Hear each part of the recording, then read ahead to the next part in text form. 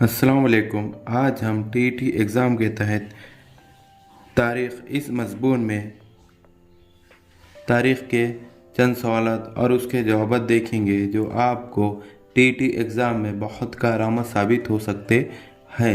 ये सवालात आपको पेपर फर्स्ट और पेपर सेकंड दोनों के लिए बहुत मुफीद साबित होंगे। इससे पहले के वीडियो में भी हमने बहुत से सवालात और जवाब देखे थे जो आपको बहुत कारआमद साबित हुए होंगे। अब ये सवाल इस तरह यहाँ पर दिया गया है, अमिताभ बच्चन की वालिदा का नाम क्या था? यानी जो अमिताभ बच्चन जो मशहूर हीरो है उनके वालिदा का नाम क्या था? यहाँ पर सही जवाब दिया गया है तेजी बच्चन। क्या नाम था? तेजी बच्चन। अब यहाँ पर सवाल दिया गया है इराक के साथ सद्दाम हुसैन को कब फांसी हुई? यानी जो इराक के सदर थे उनका नाम था सद्दाम हुसैन, तो उनको फांसी कब दी गई? यहाँ पर सही जवाब दिया गया है 30 दिसंबर 2006 ईस्वी को। यानी 30 दिसंबर 2006 ईस्वी को इराक के सदर सद्दाम हुसैन को फांसी दी गई। अब यहाँ पर सवाल दिया गया है 27 दिसंबर 2007 को पाकिस्तान की किस सियासी लीडर का कत्ल हुआ था?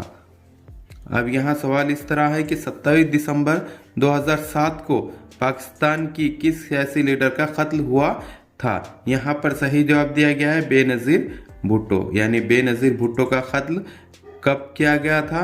27 दिसंबर 2007 को बेनज़ीर भुट्टो को कत्ल किया गया था। अब यहाँ पर सवाल इस तरह दिया गया है कि बेनज़ीर भुट्टो की पार्टी का नाम क्या है? अब जो बेनज़ीर भुट्टो की जो पार्टी है उसका नाम क्या है? यहाँ पर सही जवाब दिया गया है पाकिस्तान पीपल्स पार्टी। यानी पाकिस्तान पीपल्स पार्टी ये किसकी पार्टी है? बेनज़ीर भुट्टो की पार्टी है। अब यहाँ पर सवाल दिया गया है अमेरिकी तारीख की पहली खातून स्पीकर कौन है? यानी अमेरिका की जो तारीख गुजरी है उसमें पहली खातून स्पीकर कौन है? यहाँ पर सही जवाब दिया गया है नैनी पेलोसी। यानी कौन है? नैनी पेलोसी। ये अमेरिकी तारीख की पहली खातून स्पीकर गुजरी है। अब यहाँ पर सवाल दिया गया है पेप्सी कंपनी की पहली खातून सीईओ कौन है? यानी जो पेप्सी जो कंपनी है कोल्ड ड्रिंक की, तो उसकी पहली खातून सीईओ कौन है? यहाँ पर सही जवाब दिया गया है इंदिरा अनोई। यानी कौन है? इंदिरा अनोई। ये पेप्सी कंपनी की पहली खातून सीईओ गुजरी है। अब यहाँ पर सवाल इस तरह दिया गया है कि खला में जाने वाली दूसरी हिंदुस्तानी खातून कौन थी? यानी खला में जाने वाली दूसरी हिंदुस्तानी खातून कौन थी? यहाँ पर सही जवाब दिया गया है सुनीता विलियम्स। कौन थी? सुनीता विलियम्स। और खला में पहली जाने वाली खातून का नाम क्या था? कल्पना चावला। यानी पहले जाने वाली कल्पना चावला और दूसरी जाने वाली सुनीता विलियम्स। यानी खला में जाने वाली दूसरी हिंदुस्तानी खातून सुनीता विलियम्स थी। अब यहाँ पर अगला सवाल इस तरह दिया गया है सुनीता विलियम्स ने खला में कितने दिन गुजारे थे? यानी जो सुनीता विलियम्स जो थी उसने खला में कुल कितने दिन गुजारे थे? यहाँ पर सही जवाब दिया गया है 195 दिन। यानी वो खला में 195 दिन थी। अब यहाँ पर सवाल इस तरह दिया गया है भारत की पहली खातून सदर होने का शर्फ किसे हासिल है? यानी भारत की पहली खातून सदर कौन? खातून सदर होने का शर्फ किसे हासिल है? यहाँ पर सही जवाब दिया गया है प्रतिमा ताई पाटिल। यानी प्रतिमा ताई पाटिल ये हमारे भारत की पहली खातून सदर गुजरी है। अब यहाँ पर अगला सवाल इस तरह दिया गया है कि आग का दरिया और चांदी बेगम किसकी तसानीफ है? यानी आग का दरिया और चांदनी बेगम किसकी तसानीफ है? यहाँ पर सही जवाब दिया गया है खुर्रतुल ऐन हैदर। किसका है ये? खुर्रतुल ऐन हैदर। अब यहाँ पर सवाल इस तरह दिया गया है कि खुर्रतुल ऐन हैदर की वफ़ात कब हुई? यानी जो खुर्रतुल ऐन हैदर जो थे उनकी वफ़ात कब हुई? यहाँ पर सही जवाब दिया गया है 21 अगस्त 2007 को। कब हुई? 21 अगस्त 2007 को उनकी वफात हुई। अब यहाँ पर सवाल इस तरह दिया गया है, बान क्यों मून ने अक़वाम मुत्तहिदा के सेक्रेटरी जनरल का ओहदा कब संभाला था? यानी बान क्यों मून जो अक़वाम मुत्तहिदा के सेक्रेटरी थे, उन्होंने अपना ओहदा कब संभाला था? यहाँ पर सही जवाब दिया गया है 1 जनवरी 2007 को। यानी कब संभाला था? 1 जनवरी 2007 को अपना ओहदा संभाला था। अब यहाँ पर सवाल इस तरह दिया गया है,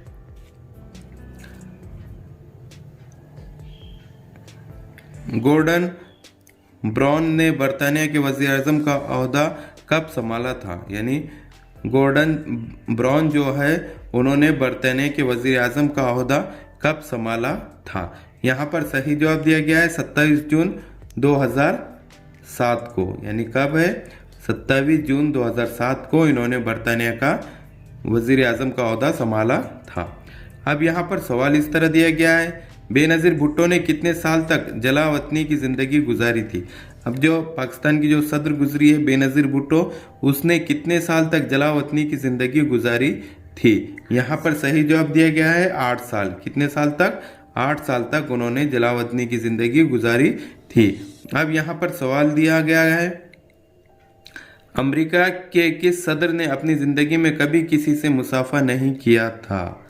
अब सवाल देखो इस तरह है कि अमेरिका के किस सदर ने, यानी किस सदर ने अपनी ज़िंदगी में, यानी पूरी ज़िंदगी में कभी किसी से मुसाफा नहीं किया था? अब यहाँ पर सही जवाब दिया गया है जॉर्ज वाशिंगटन। यानी अमेरिका के जो सदर गुजरे हैं जॉर्ज वाशिंगटन, उनके ताल्लुक से ये कहा जाता है कि उन्होंने कभी अमेरिका के किसी सदर की हैसियत से अपनी ज़िंदगी में कभी किसी से मुसाफा नहीं किया था। अब यहाँ पर अगला सवाल इस तरह दिया गया है कि ईस्ट इंडिया कंपनी ने शहंशाह जहांगीर से भारत में तिजारत का परवाना कब हासिल किया था? अब सवाल कैसा है, ईस्ट इंडिया कंपनी ने शहंशाह जहांगीर से भारत में तिजारत का परवाना कब हासिल किया था? किससे? शहंशाह जहांगीर से। कौन? ईस्ट इंडिया कंपनी ने। कब हासिल किया था? 1608 ईस्वी में। यानी इसका सही जवाब है 1608 ईस्वी में हासिल किया था। अब यहाँ पर अगला सवाल इस तरह है कि इंडियन नेशनल कांग्रेस के पहले सदर कौन थे? यानी जो इंडियन नेशनल कांग्रेस जो बनी थी उसके पहले सदर कौन थे? वयुमेश चंद्र बनर्जी ये पहले सदर थे।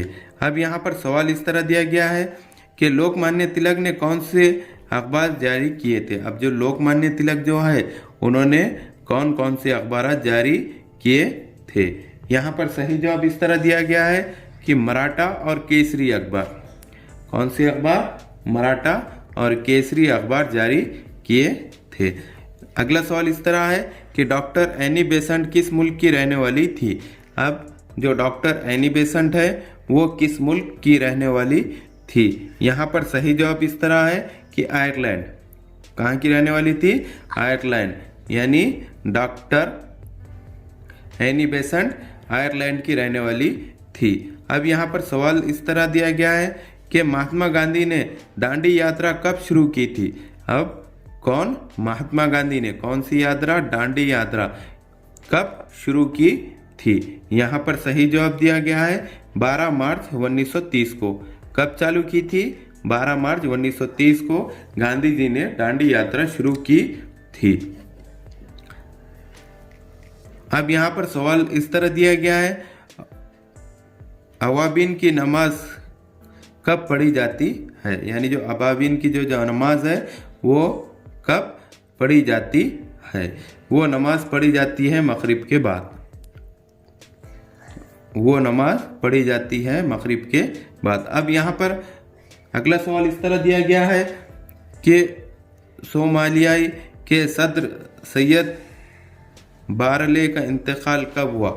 अब सोमालिया के जो सदर है सैयद बारले, इनका इंतकाल कब हुआ। यहाँ पर सही जवाब इस तरह है कि 21 जनवरी 1995 को। कब इंतकाल हुआ? 21 जनवरी 1995 को सोमालिया के सदर सैयद बारले का इंतकाल हुआ। अब यहाँ पर अगला सवाल इस तरह दिया गया है कि टीपू सुल्तान के वालिद नस्लन कौन थे? यानी जो टीपू सुल्तान के जो वालिद थे वो किस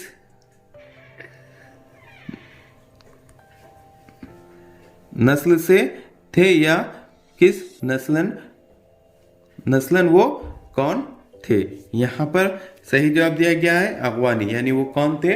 अगवानी थे। अब यहाँ पर सवाल इस तरह दिया गया है कि मशहूर नावल निगार नसीम हज्जाजी का इंतकाल कब हुआ? यानी जो मशहूर नावल निगार जो थे नसीम हज्जाजी, इनका इंतकाल कब हुआ? इनका इंतकाल हुआ था 1996 ईस्वी को। कब हुआ था? 1996 ईस्वी को हुआ था।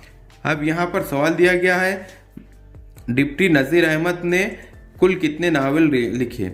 यानी जो डिप्टी नज़ीर अहमद जो नावल निगार गुजरे हैं बहुत मशहूर, उन्होंने कुल कितने नावल लिखे हैं? यहाँ पर सही जवाब दिया गया है 7 नावल। कितने नावल लिखे हैं? 7 नावल लिखे हैं। अब यहाँ पर सवाल इस तरह दिया गया है 1 मिनट में इंसान कितने अल्फाज बोल सकता है? यानी 1 मिनट में इंसान कितने अल्फाज बोल सकता है? यहाँ पर सही जवाब दिया गया है 150 अल्फाज। यानी कितने अल्फाज बोल सकता है? 150 अल्फाज बोल सकता है। अब यहाँ पर सवाल इस तरह दिया गया है ग्लूकोमा से जिस्म का कौन सा हिस्सा मुतासिर होता है? अब ग्लूकोमा से जिस्म का कौन सा हिस्सा मुतासिर होता है? यहाँ पर सही जवाब दिया गया है आँख। कौन सा हिस्सा मुतासिर होता है? आँख मुतासिर होती है। अब यहाँ पर अगला सवाल इस तरह दिया गया है ग्राम पंचायत में कम से कम कितने अराकीन होते हैं? जो ग्राम पंचायत होती है उसमें कम से कम कितने अराकीन होते हैं? तो उसमें 7 अराकीन होते हैं। यानी ग्राम पंचायत में कम से कम 7 अराकीन होते हैं। अब यहाँ पर अगला सवाल इस तरह दिया गया है कि ग्राम पंचायत के सरदार को क्या कहते हैं? जो ग्राम पंचायत का जो सरदार होता है उसे क्या कहते हैं? उसे सरपंच कहते हैं। अब यहाँ पर अगला सवाल इस तरह है पंचायत समिति का इंतजामी सरबराह कौन होता है? जो पंचायत समिति होती है उसका इंतजामी सरबराह कौन होता है? यहाँ पर सही जवाब दिया गया है गट विकास अधिकारी, यानी उसका सरबराह गट विकास अधिकारी होता है। अब यहाँ पर अगला सवाल इस तरह है जिला परिषद के अराकीन की ज्यादा से ज्यादा तादाद कितनी होती है? अब जो जिला परिषद के जो अराकीन है उसकी ज्यादा से ज्यादा तादाद कितनी होती है? तो यहाँ पर सही जवाब दिया गया है 75, यानी 75 होती है। अब यहाँ पर सवाल दिया गया है जिला परिषद के इंतजामिया का सरबराह कौन होता है? यानी जो जिला परिषद को जो पूरा चलाता है, पूरे इंतजामिया का जो कंट्रोल करता है, वो सरबराह कौन होता है? यहाँ पर सही जवाब दिया गया है CEO, यानी उसका सरबराह CEO होता है। अब यहाँ पर सवाल दिया गया है म्यूनिसिपैलिटी के लिए कम से कम कितनी आबादी होनी चाहिए? यानी जब म्यूनिसिपैलिटी जब बनती है तो उसके लिए कम से कम कितनी आबादी होनी चाहिए? तो यहाँ पर सही जवाब दिया गया है 25,000। कितनी होनी चाहिए? 25,000 होनी चाहिए। अब यहाँ पर सवाल दिया गया है कैंटोनमेंट बोर्ड की निगरानी कौन करता है? कैंटोनमेंट बोर्ड की निगरानी कौन करता है? यहाँ पर सही जवाब दिया गया है मरकजी वज़ीरात दिफा, यानी कौन करता है? मरकजी वज़ीरात दिफा इसकी निगरानी करता है। अब यहाँ पर अगला सवाल दिया गया है नगर पंचायत के लिए कितनी आबादी ज़रूरी है? अब जो नगर पंचायत जो है उसके लिए कुल कितनी आबादी ज़रूरी है? यहाँ पर जवाब दिया गया है 10 से 25,000 की आबादी ज़रूरी होती है। यानी नगर पंचायत के लिए 10 से 25,000 की आबादी ज़रूरी होती है। अब यहाँ पर सवाल दिया गया है भारत की पहली म्यूनिसिपल कॉरपोरेशन कौन सी है? यानी जो भारत की जो पहली म्यूनिसिपल कॉरपोरेशन है वो कौन सी है? तो भारत की सबसे पहली जो म्यूनिसिपल कॉरपोरेशन है वो है मुंबई कॉरपोरेशन। कौन सी है वो? मुंबई कॉरपोरेशन है। अब यहाँ पर सवाल दिया गया है म्यूनिसिपल कॉरपोरेशन के इंतजामिया का मुंतजिमीन आला कौन होता है? मुंतजिम आला कौन होता है? तो यहाँ पर सही जवाब दिया गया है म्यूनिसिपल कमिश्नर, यानी इसका मुंतजिम आला म्यूनिसिपल कमिश्नर होता है। अब सवाल दिया गया है देड़ा, कलम, रॉन्ग नंबर और गोलमाल किसके तसानीफ है? यानी तेड़ा, कलम, रॉन्ग नंबर और गोलमाल किसकी तसानीफ है? यहाँ पर सही जवाब दिया गया है शफीका फरहत, यानी ये इसके तसानीफ किसने लिखे है? शफीका फरहत ने लिखे हैं। अब यहाँ पर सवाल दिया गया है दुनिया की पहली सर्कस का बानी कौन था? यानी जो दुनिया की सबसे पहली जो सर्कस बनी थी उसका बानी कौन था? यहाँ पर सही जवाब दिया गया है फिलिप स्टले। कौन था? फिलिप स्टले था। अब यहाँ पर अगला सवाल इस तरह है कि ईसाई मजहब से कौन सा रंग मुंसलिब किया जाता है? यानी ईसाई मजहब से कौन सा रंग मुंसलिब किया जाता है? यहाँ पर सही जवाब दिया गया है सफेद। कौन सा रंग? सफेद रंग।